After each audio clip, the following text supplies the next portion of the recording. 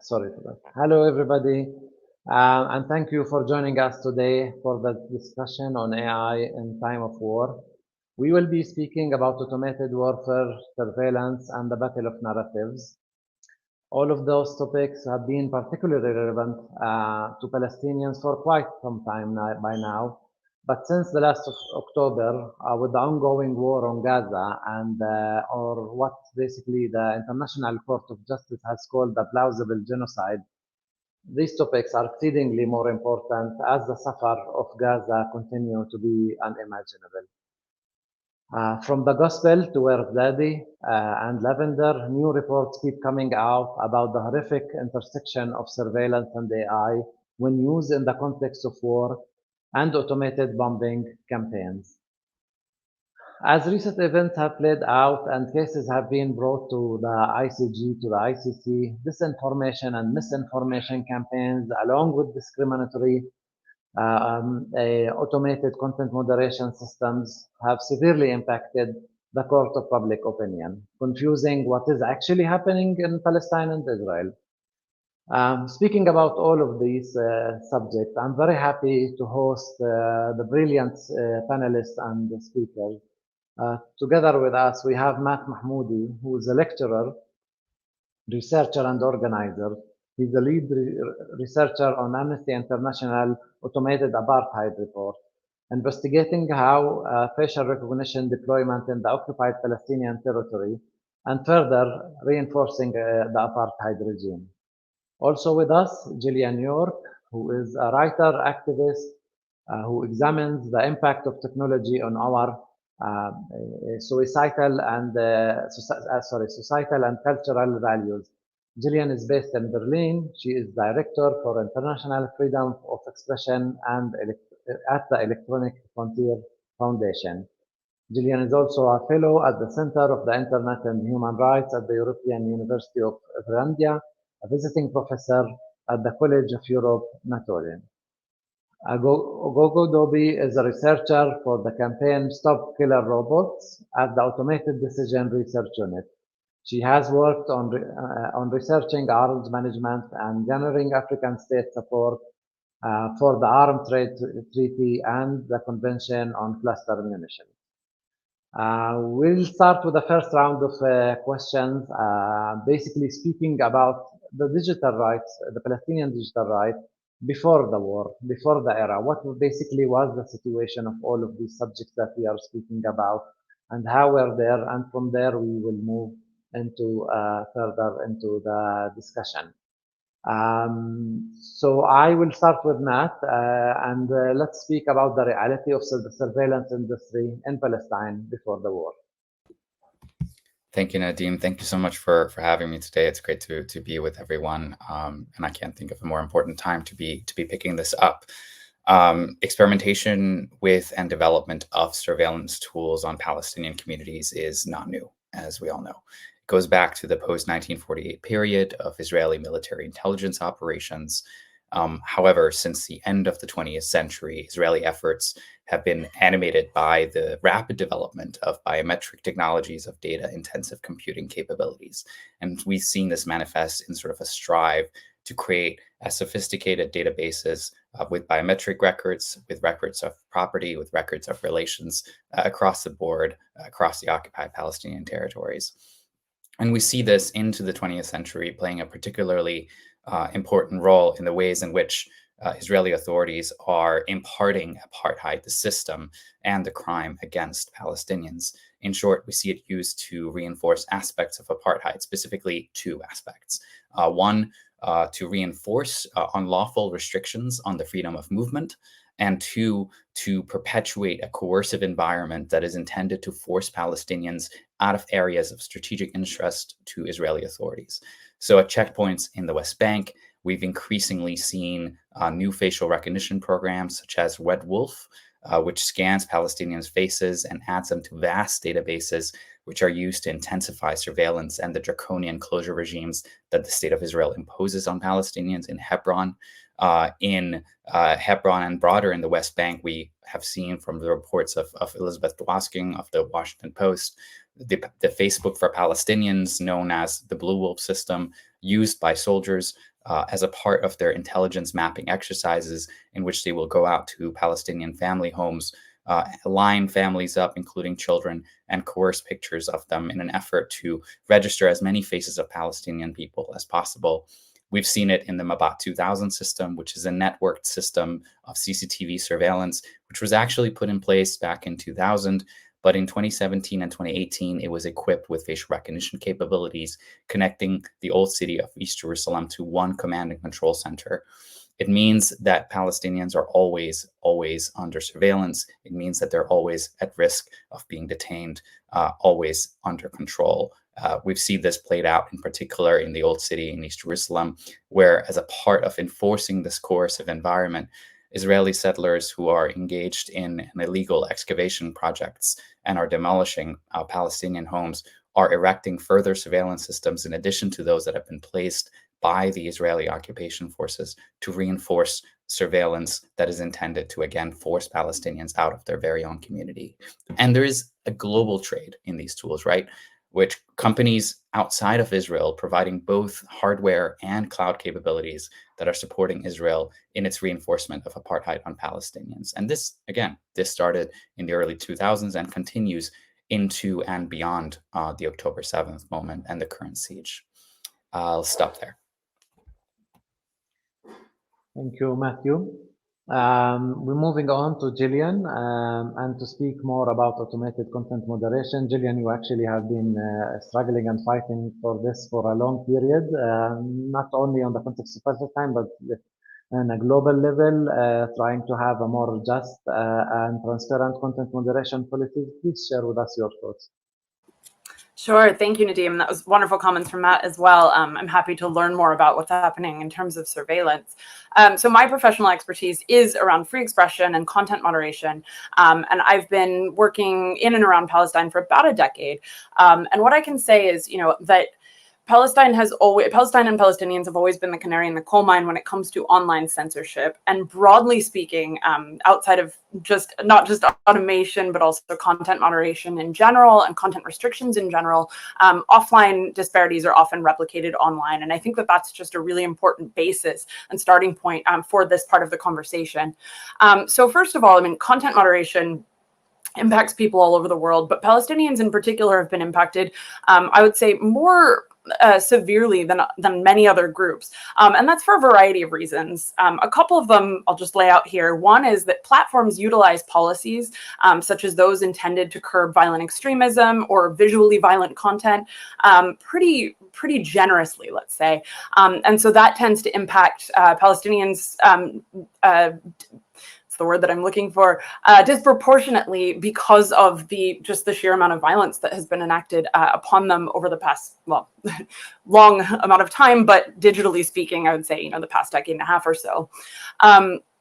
And then, of course, we also have state policies that are, in this case, we're talking mostly about Israel. The Palestinian Authority has conducted some censorship online in the past, but is not particularly engaged in this when it comes to social media platforms. So what we're looking at is Israeli demands upon companies like Meta, Instagram, which is owned by Meta, as well as many other platforms, of course, to remove content. And a lot of that we saw around 2017 that the Israeli government had had struck a deal with Meta to directly demand some of that. Now, I want to state this is not unique to Israel. A number of different states have engaged in this sort of backroom dealing with platforms. But in this case, what is unique about it, of course, is that it's Israel enacting this upon Palestinians as opposed to a government enacting it upon its own citizens. And then thirdly, I just want to point this out because I think it will come up in other discussions. There is another element to this, which is the overly broad application of U.S. statutes and laws intended to prevent material support to terrorism that are used to censor legitimate discussion and criticism of groups designated by the U.S. government as terror organizations. I cannot defend this practice in any way. I think you've probably guessed by now that I'm from the U.S. But I point this out because automation comes into play here, because what automation does in AI, when utilized for content moderation, is it makes things much faster and easier for companies. They can more swiftly take down content, whether they're doing so at the behest of other states states or because of their own proprietary rules. And so when it comes to things like these laws around material support to terrorism or corporate policies designed to curb violent extremism or just visually violent content, there's an incentive for companies to utilize automation and AI. And so what we see, the result of that is massive error rates and just sort of what I would call overly broad restrictions on content, broad takedowns, and a lot of takedowns of content that should not be removed, even under these policies. But unfortunately, we don't actually have a whole lot of data about those error rates. We have research, such as that which is done by Hamla, which I know will come up again in this discussion. But when it comes to what the companies reveal to us, it's largely a black box. There's just, these policies are opaque, and the practices behind them as well. And so finally, when you couple that with existing bias in policies that, I will probably, I'm sure we'll all talk about more as well, what you have is the widespread removal of content, including legitimate discussion of war crimes, of the ongoing war, of other human rights violations, as well as a number of other things, of course. You have restrictions on ability of Palestinians to access vital information, services, whether government or from non-state actors, as well as, sometimes, as Human Rights Watch stated, perversely removing speech opposed to terrorism, including satire, journalistic material, and other content that would, under rights-respecting legal frameworks, be considered protected speech. So I'll stop there because I'm sure we're going to come back to this in other rounds, and I'll pass it on. Thank you. Thanks, Gillian. Indeed, in many cases, and especially in the topics we are speaking about, Palestinians are the canary in the coal mine. Moving further to Google, please tell us more about your work and the context of automated warfare in the era we are living in.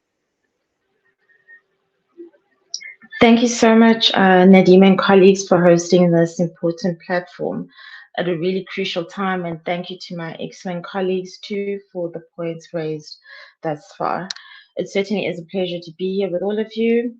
And I'd just like to highlight that, as my colleagues have just mentioned too, that we can see that the use of certain systems definitely raise significant humanitarian, ethical, moral, and legal issues.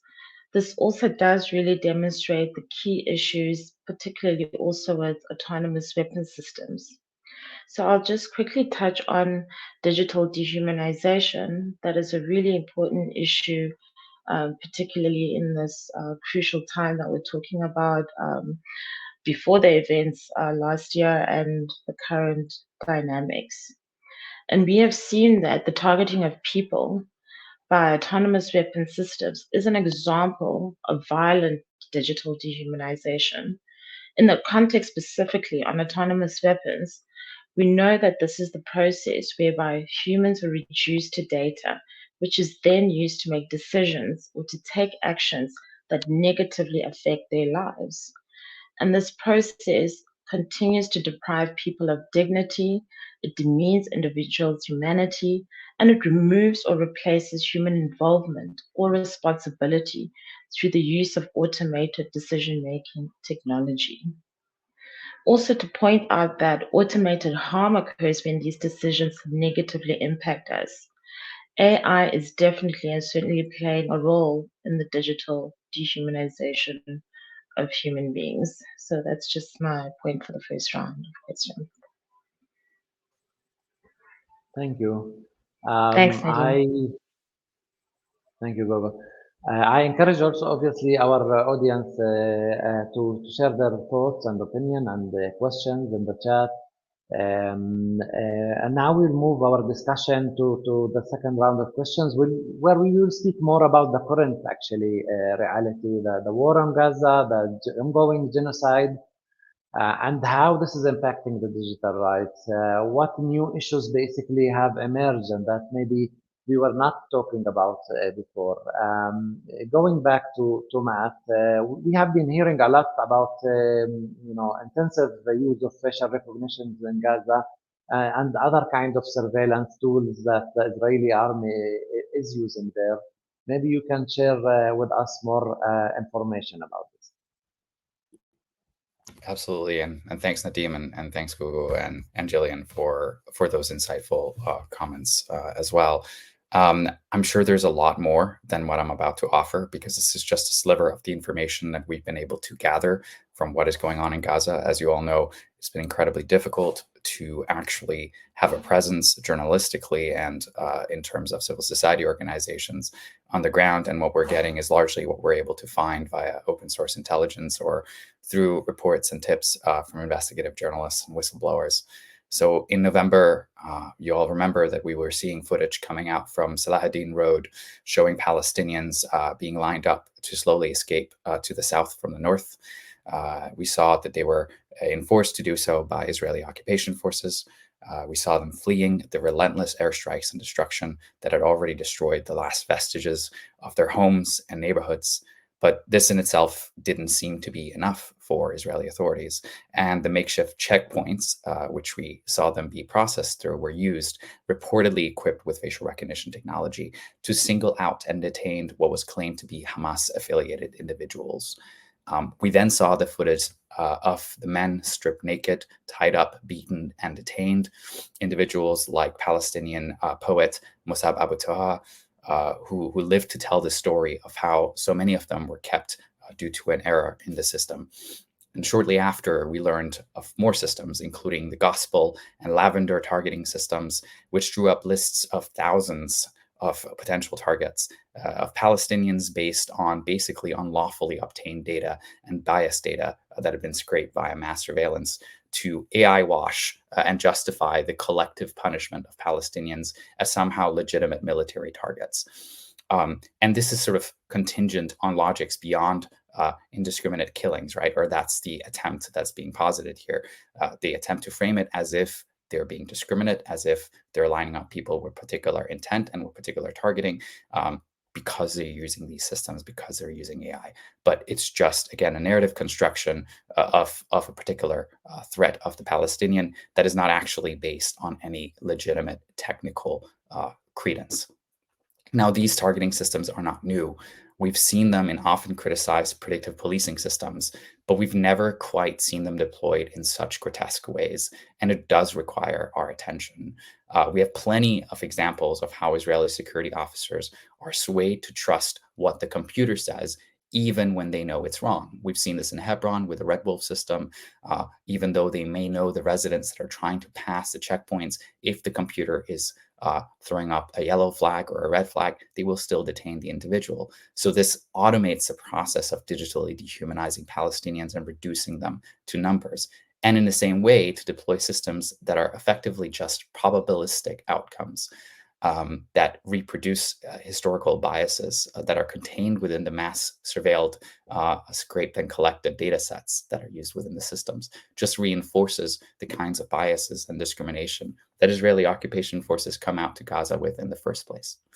We also learned of the Nimbus project with investigative journalists that were obtaining procurement documents that demonstrate exactly how Amazon and Google are equipping the Israeli Ministry of Defense with cloud computing capabilities that could scale many of our worst nightmares, but that for far too long have evaded our scrutiny. And I do think, to your point, Nadim, about what are some of the systems that we have seen deployed here that we maybe haven't seen before, I think cloud computing capabilities, as many scholars, including Karen Katzbeth, have pointed to in the past, really do warrant our attention as a backbone for how many of these AI systems, including in the context of Gaza, are powered. And we need to hold the companies that are providing them to account as well. I'll stop there. Jillian, I wanted to continue the conversation with you on the content moderation. Basically, the problems have been there for a decade or maybe more within the context of Palestinian digital rights. We have been seeing also a crisis in May 2021 around this topic, but I think most of us agree that what happened basically in terms of aggressive content moderation since the start of the war against Palestinians, allies, and pro-Palestinian rights who have been trying to push for the Palestinian narrative is something that we basically have not seen before. And there have been many reports by Hamle, by Human Rights Watch, by different organizations, coalitions moving, having meetings but we didn't see basically any reality. And the framing that we have been seeing through different leaks in the Wall Street Journal and in other media outlets, just, the framing of good side, bad side, and always the Palestinians are in the bad side that is not behaving well in its narrative, and this narrative should be taken down. What's your insight? I mean, what basically was there since October 2023 that was not there before in the automated content moderation policy, specifically when we speak about Meta?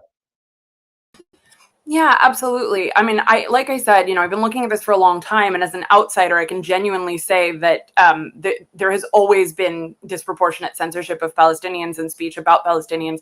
But as you said, it's absolutely just gotten so much worse, and I think that there's a number of factors contributing to that. I mean, one of them is, of course, the narrative, the broader narrative, the pressure from states and non-state actors, and probably, I mean, frankly, some bias within the companies as well. I don't feel, that these platforms have taken the needs of Palestinians and the concerns around free expression seriously in this round, or even in the past few years, in the way that they used to. So it used to be, many years ago, during prior attacks on Gaza in particular, that we could get the attention of platforms to notify them that this or that hashtag, this type of speech is being censored, and there would sometimes be a response, although not always. But in this case, I think what we're seeing is disturbing discrimination. So as you mentioned, in 2021, there was kind of a wave of censorship, specifically of content, mostly on Instagram, but also on other meta platforms around the protests in Sheikh Jarrah. That prompted a campaign, which I'll point to now, Stop Silencing Palestine, which I think several of us are part of, and a number of other groups as well. So it's stopsilencingpalestine.com. And that campaign we re-upped last fall or last winter in response to this discrimination that we're seeing. So just a couple of examples for the listeners. One is we've seen just sort of this, and I know Hamla's done a lot of research on this, disproportionate moderation of Arabic language content as opposed to Hebrew language content. And that's something that is, although there is kind of a black box around it and opacity from the companies, it is quantifiable, at least from the reader perspective. We've also seen Instagram hiding comments that use the Palestinian flag emoji and labeling them as potentially offensive. One of the most egregious examples that I saw that I'm still in shock about is Instagram auto-translating user bios that included a specific phrase in Arabic meaning praise be to God to mean Palestinian terrorists are fighting for their freedom. So they call that a translation error, but I've never seen such a translation error. That would really require a pretty, I mean, I don't know. It's an imagination stretch to imagine how an automated tool could make that sort of mistake. And that, I would say, is not really, from my perspective, an error of automation, but rather a human input. And then we've also seen, Meta reducing the threshold of certainty required for hiding hostile content originating not just in Palestine, but large parts of the region. And they reduced that threshold of certainty from 80% to 25%. So that basically means lowering the bar for what gets removed. I do want to contextualize this just a tiny bit to say that overall, globally, things have gotten worse since the pandemic. That's not to excuse any of this, but just to put it into context for those who might not know as much about the field of content moderation, that the pandemic caused a lot of changes, including a general reduction in human moderation and a rise in automated content moderation, sort of under the guise of sending content moderators home, which was necessary in 2020 when, at the height of COVID. But at some point, these companies were supposed to bring them back to work. And in many cases decided instead to replace them with AI, which is, something, of course, that we're seeing broadly across different fields. And I do just want to mention generative AI for just a moment, because I don't know if it's if it's coming up in the social media context elsewhere. One of the most recent things that I noticed was the use of generative AI to try to evade censorship, with the example of the Allies on Rafah graphic, which has some interesting origins. I encourage you to look it up. But it went viral with over 50 million shares, including from some celebrities. And in part, I think the reason for that was because of the widespread censorship of violent content. There is this ability of AI generated content, which often doesn't match anything in the data sets, automated data sets. So that enabled it to spread widely. And this is not me, speaking positively about generative AI. I do have a lot of criticisms. I'll save those for another day. But I do also want to say that while that is a positive thing, there's a flip side to this as well, because generative AI can be used to create images that seek to mislead, contributing to existing mis and disinformation. And I think we're going to start to see more of that coming from state actors who are seeking to mislead as well. So I'll close out there. And yeah, this has just been it's a fascinating conversation. I'm really enjoying listening to the other panelists as well. Thank you. Thank you, Julian. Gogo, so we have been hearing and seeing lots of reports around AI-based warfare technologies that have been used by the Israeli army in Gaza. Reports spoke about the lavender and about other technologies that are being implemented there to maximize the killing. We have been seeing use of robots in the streets of Gaza and the destroyed streets and houses of Gaza. A widespread of use. Maybe we haven't seen something like this before, only in kind of dystopian movies and films that we have been seeing. And the question is not only on the impact of those technologies on Gaza, like how this would impact also the global industry. We know that these arms and technologies are being also marketed now as battle tested to the rest of the world. So the impact of that from your perspective. Thank you so much, Nadine. And you're definitely right that there are certainly new issues that have emerged that we weren't talking about in recent years. And I think that we can all agree that these recent developments in weapon systems with capabilities have really raised greater legal and ethical concerns related in particular to how human control can be maintained and human judgment in the application of these types of systems. So we have also seen that technological developments have led to the emergence of more complex computational techniques. There are now more complex target recognition systems that have emerged recently. We also know that there are multiple systems that cooperate with one another, also sometimes known as swarms. So technological developments have also led to an increase in the capabilities of weapon systems with autonomous functions, including a larger geographical area and duration of operation, and the potential for more complex or changeable target profiles.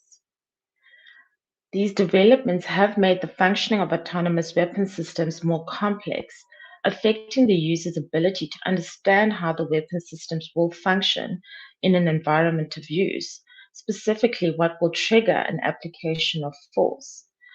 This continues to raise really crucial questions as to how these types of weapons can be used in compliance with legal and ethical norms. As Matt mentioned earlier too, that the Lavender system is an AI target recommendation system and not an autonomous weapon system. The actual decision to whether or not to strike a recommended target is actually made and carried out separately by a human being and not a machine on its own. So data processing systems like the Lavender and the Gospel processors, they tend to analyze large amounts of data at a high speed in order to generate targets and make targeting recommendations. The data is then used and can include satellite imagery, used from telecommunication systems, drone footage, as some of the examples. These systems are target recommended or decision support systems. These systems are really of great concern, and at the same time, humans should be responsible for deciding what the criteria are and included in order to build a list of targets. Humans are responsible for deciding to verify a recommended target, right? And for deciding to strike a target. The technology used should not obscure us from political and military decision making behind the decision not only to use the systems, but also the decisions around how to use them, how much time to spend verifying the targets, around what arms to use, and around international humanitarian law assessments of such strikes. The ranking of the general population in Gaza as potential targets is based on behavioral profiles. This, as my colleagues have also mentioned, that it's a grave concern and it reduces human beings to data points and raises really, really massive concerns around the compliance around international humanitarian law, specifically with regard to the protection of civilians, which is a core tenet of international humanitarian law, the violation of human dignity and digital humanization, as we mentioned before. The use of these systems raises questions too around compliance with international humanitarian law principles of proportionality and precaution in attack, and also around accountability for unlawful and wrongful attacks. As the International Committee of the Red Cross has also pointed out numerous times that the responsibility to comply with IHL lies with individuals and their commanders and not machines or computers. So I'll also leave it at there for now. Thank you. Thank you, Gogo. I want to reach out again to our audience, and we would be happy to receive your questions. Please add them in the chat box, and I will be asking the panelists those questions. As we spoke before, that basically these technologies and these arms, automated weapons, basically are being tested here, are being exported. And there is a big imbalance between the powers and the power structures. And the question, like sometimes, we're seeing this sad reality. Many of the activists, many of the human rights defenders get into kind of like what we can do. Can we actually do something about it? How we can fight back against this reality? What are the strategy that could be efficient? I mean, you're standing in front of governments, very powerful governments that are supported by even more powerful governments and companies who are huge, and there is lots of financial interest, financial pressure, obviously. And the question, like as a civil society, as organizations, as human rights organizations, and even as individuals, what are their tactics and strategies that could be efficient in fighting back, or at least to reduce these amounts of huge harm being done? We'll start with you, Matt. Yeah, thank you, Nadim. I think it's a really important and difficult question that I think we're all grappling with, trying to keep hope up as a discipline and move towards manifesting the kind of reality that we want to move the world towards, whilst also struggling with putting out the fires left and right, as it were. And I think in this particular moment, we've seen the coming together of so many different forces of resistance that are actively willing that future into existence in a way that I think is quite unprecedented, at least within this century. And I think, it's taking special note of, in particular, the student encampments across the globe, starting in the United States and spreading across Europe and beyond. We're seeing how those encampments making demands on large educational institutions to drop links with weapons manufacturers, with AI developers, with companies and investment portfolios that are potentially complicit in war crimes and the unfolding genocide in Gaza. And we're seeing that having an effect because the students are uncompromising. And it's that uncompromising spirit, given that, the kind of reality that we find ourselves witnessing right now is so completely untenable and unimaginable, is exactly what we need and what is required. We're seeing workers refuse to develop the tools and to provide the kind of reputational shield that many of the big tech companies require of us. We're seeing them refuse and call those companies out to come out and share vital information that we can use to then hold those technology companies to account on the ways in which they are equipping, for example, Israeli authorities with cloud-based infrastructure and other forms of surveillance tools. We're seeing headquarters of weapon manufacturers being occupied. We're seeing Palantirs, the Palantirs of the world, having their offices be occupied. We're seeing export disruptions in the form of people who are working in shipping and logistics, refusing to do their job. And we must continue to create these non-permissive and reputationally costly environments for corporations involved. It's exactly the kinds of movements that led to the destruction and dismantlement of the apartheid regime in South Africa. And we're in a moment now where the kinds of tools of violence have grown to a different level of sophistication. And of course, that requires attention at a scale that we've also not necessarily been privy to before. But at the same time, we're also connected in such interesting and important ways now compared to, say, 30, 40 years ago, that I also think is conducive towards those forms of mobilization. So I am being forced to reckon with the fact that I do have hope just through watching those exact movements. And I'll be interested in hearing also from colleagues on where they're situating their hope and how they're seeing our way out of this situation. Thank you, Nadim. Thank you, Matt. Moving to Gillian, I mean, do you see any kind of, strategies and technique and tactics that would be, let's say, helpful or efficient in front of the social media companies, holding them accountable? Were there like any success stories that we can learn from and practice in the future? Yeah, absolutely. I mean, I think, not all hope is lost here. And historically, these companies have listened to us when there's kind of a critical mass. There's always been this sort of tipping point where they do have to respond. And I think it has gotten more difficult over the years. So right now, we're at this critical moment with all of these other vital issues that my other panelists are talking about.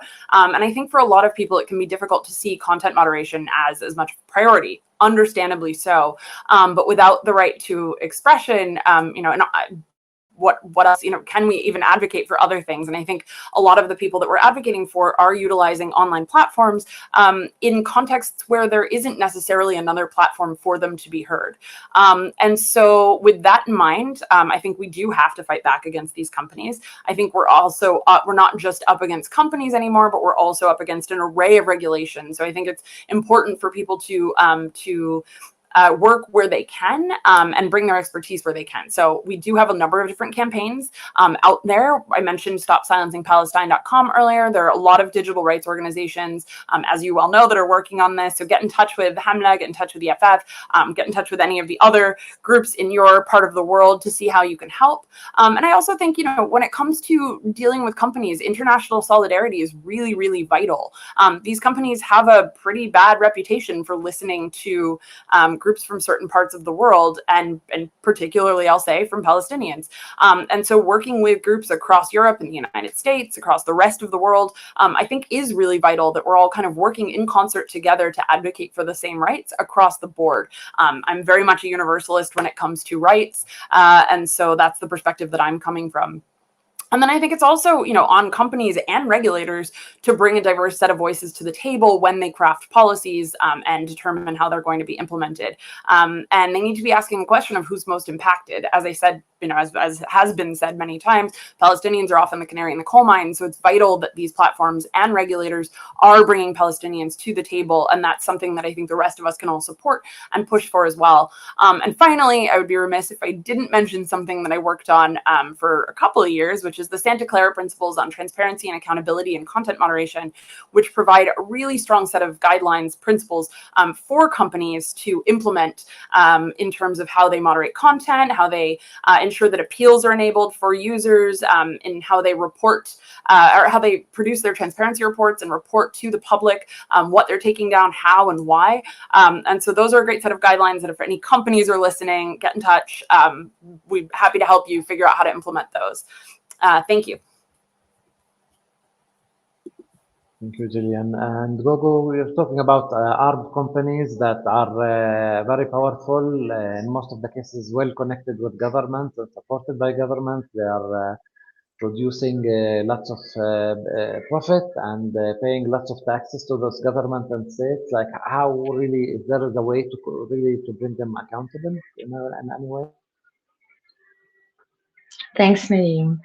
It is really more crucial than ever to have rules and regulations, and at the same time, and the importance of having such platforms such as this so that we're more aware about new trends and weapon systems. My colleagues have also touched on and spoken on manufacturers and developers in weapon systems that have increased in recent years. We have launched an online resource for tracking weapon systems with autonomous functions, and it is an ongoing process. So given the increase in autonomy in weapons, we are currently monitoring various weapon systems of concern and working with different organizations and trying to get more information as much as possible. We've been looking at the technological capabilities of the systems and reported use. And within the monitoring of weapon systems, we have been trying to capture defense companies that are producers of weapons with autonomy and the countries that they are currently based in or have been trading in, or the potential to trade in internationally. We've also been working on identifying systems of concern on the website. I'll try and share my screen with you shortly just to give you a snapshot of what the resource looks like online. So it features examples of weapon systems, either that are already existing or have been publicly announced as being in current development, with features that might be informative around autonomy in weapon systems. So if you please give me a minute and I will try and share this with you.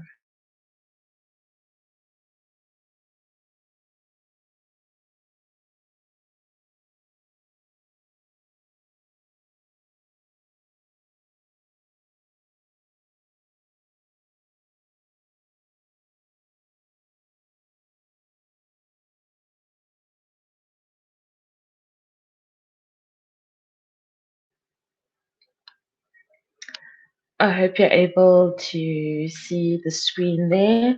So this is the weapon systems monitor that is available at automatedresearch.org.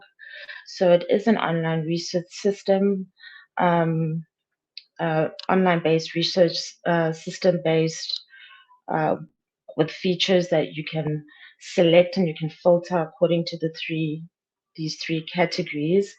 For example, I will click on the STM cargo loitering munition.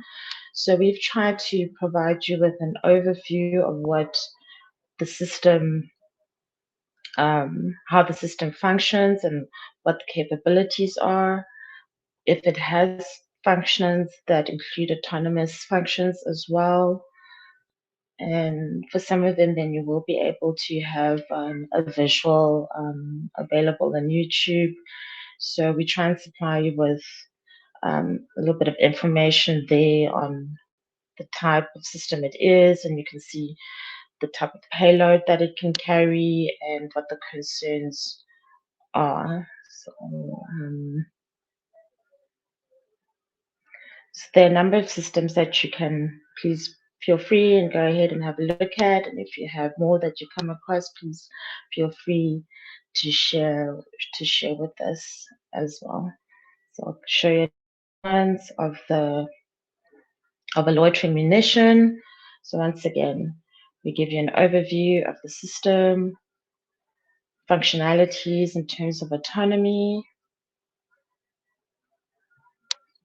and then if the system has been used recently.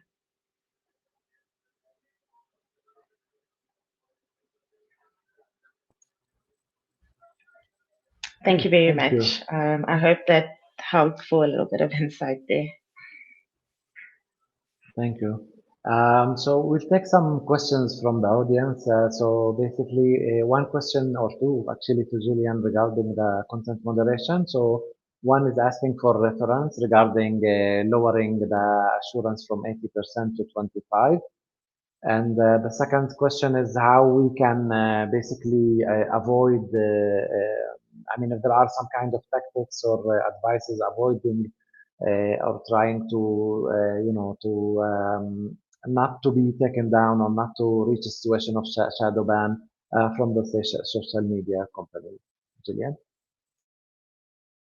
Sure. Yeah. So if I understood correctly, the first question was about a reference on the threshold, and that's from a October 21st, 2023 Wall Street Journal piece. I'll just read the title because I'm not quite sure how to share the link, but it's Inside Meta, Debate Over What's Fair in Suppressing Comments in the Palestinian Territories. So that article has that reference. In terms of how to avoid censorship, I mean, unfortunately, it's kind of a moving target. However, there are some things to do to make sure that you're not actually violating the rules. And I think that that's the first step. A lot of people, I mean, a lot of times the rules are not fair, I will say that, but they still exist. And so, ensuring that you're not violating them means getting to know them and understanding them. And I think that that's often the best way to get around them. Again, I don't think that they're always fair, but if you look, for example, at Meta's rules around violent extremism, violent content, if you look at YouTube's rules, actually, those are, I read them the other day and was actually quite surprised at how difficult they are to understand. And so I do think that that they are not particularly readable for a lot of users, not necessarily understandable, but again, doing your best to get to know them, I think, is the best way to ensure that you're not coming up against that. Of course, it can still happen, as I think we've said throughout this. And so, yeah, I mean, I think making use of the systems that do exist, there are appeal systems most of these platforms offer. They're not always responsive. But when people are seeing the same kind of content taken down again and again, getting together with people and ensuring that you are using those. Because what I've found is that a lot of times when people have content removed or even their account removed, they're not necessarily aware of the mechanisms that they can use to try to get that back. But unfortunately, yeah, like I said, it can be very difficult. I think that's why it's also important that we have folks who are working to change those rules and change those processes at the same time. Yeah, and any advices regarding avoiding being taken down or shadowed? Yeah, I mean, I think that's the thing is, unfortunately, I think it's part of it is ensuring that you understand the rules and are not violating them. But in terms of shadow banning, I can give one surprising one that I came across recently. It wasn't in Palestine. I believe it was actually with somebody who works on Afghanistan. But in that case, the person wasn't aware of their own settings, and so they had their setting set for their I forget the exact phrasing, but I think this is on Twitter, that their content was for people age 16 plus or 18 plus, and that actually results in an automatic sort of shadow ban or repression of content, whatever you want to call it. It means that your content is not seen by as many people. So always check your settings as well. I think that's an important thing that I wasn't even aware of until that situation arose. Another one, Gillian, is why we don't simply boycott the social media platforms and create a more just spaces. I mean, I think that's a valid question. So first of all, there are people who are trying to create more just spaces. I mean, we've seen this sort of explosion of federated platforms since I would say kind of the downfall of Twitter or X. So you've got Blue Sky, you've got Mastodon, you have all of these other platforms that people are creating different rules around and trying to make a more equitable and just place. Not always succeeding, but doing their best. But, in terms of why we don't boycott, I think it's important to remember that for a lot of people, that's not a really solid option. And that's because of how these platforms have insidiously integrated themselves into our lives. So we know, for example, that in places, in some places in the world, Meta has offered its platform for free as part of a package that's known as zero rating. And that's an example where people, don't even have to pay for data to be able to use Meta. Of course, this is an intentional ploy on the part of Meta to get their platform used by more people. That's not applicable in this particular instance, but it is understandable why people rely on the platforms where their network already exists. And so we know that if you're using Instagram in Palestine, your content is going to be seen by people all over the world. There's a really strong incentive to use that instead of, say, Mastodon, where you might not even be seen by that many people in your own time zone. And so I think both strategies are important. I think, we should be pushing back against these companies' policies. I think if you want to boycott them, you have my respect, but I don't know that it's necessarily an effective way of getting them to change their ways, because we're never going to get everyone on board. But please try if you can. Thank you. Matt, a question for you regarding the use of facial recognition and other technologies for tourists and visitors who come to the country by the Israeli authorities on the border, in the airport, etc. and how much this is actually something risky, and if there's a way to avoid that. It's incredibly hard to tell. Typically, there's a distinction between facial recognition system that's rooted in systems that are considered one-to-one systems or one-to-many systems. One-to-one systems are basically systems of facial recognition in which an existing biometric captured is compared to the individual standing in front of a camera to try and establish whether there is a direct match. So one example of this is the facial recognition that you have on your phone, in which you register your biometrics to local storage on your phone, and anyone standing in front of it will be compared to that biometric data. Similarly, at an airport, you present your passport, and the image on your passport is being compared to the image of the individual standing in front of the e-passport gate, i.e. yourself. Those systems we consider one-to-one systems, and typically speaking from a human rights perspective, from an international human rights law perspective, the risks associated with those systems have been typically associated with quite a low risk threshold. Now, one-to-many systems, because they require the mass scraping of people's images without their knowledge and consent, often from social media profiles and driver license registries and elsewhere, and you use basically all of that reference material to identify anyone that you can think of within a particular image or footage or even live footage coming in. We consider that to be, in violation of the right to privacy by design. We consider it to be against the right to equality and non-discrimination because of the technical biases. We know the error rates within facial recognition are higher for people of color, but even if you have 99.9% accuracy, we've seen time and time again that the technology is being used discriminately against racialized communities. In New York City, we saw that it was being geared specifically around communities of color. In Palestine, we see it used specifically against Palestinians in Hebron, for example, whilst Israeli settlers also live. They're not subjected to the checkpoints and the facial recognition systems that Palestinians are being subjected to. In fact, the Israeli Cyber National Directorate themselves released a report in 2019 in which they said that facial recognition technologies would risk would pose a severe threat to the civil liberties of Israelis, and therefore recommended that it wouldn't be used against Israeli citizens.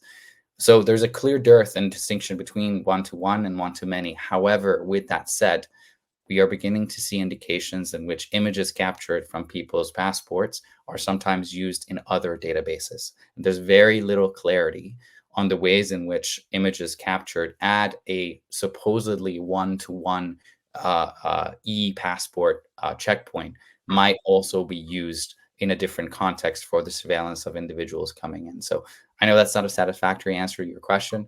Ordinarily, I would say that the risk for tourists who are using e-passports isn't necessarily as great. But again, that threshold has also been passed, and we're truly, again, in unknown territory at this stage. Once we have more information about how these systems are potentially creeping into one-to-many systems, we'll also be sure to share that research around. And if anybody else has more on that in particular, I'd be really grateful to know more. Yeah, thank you, Matt. It was a great conversation, and I guess it would be much longer, but unfortunately time is pressing and we have to finish here. Thank you, Gogo. Thank you, Jillian. Thank you, Matt. And back to you. Thank you.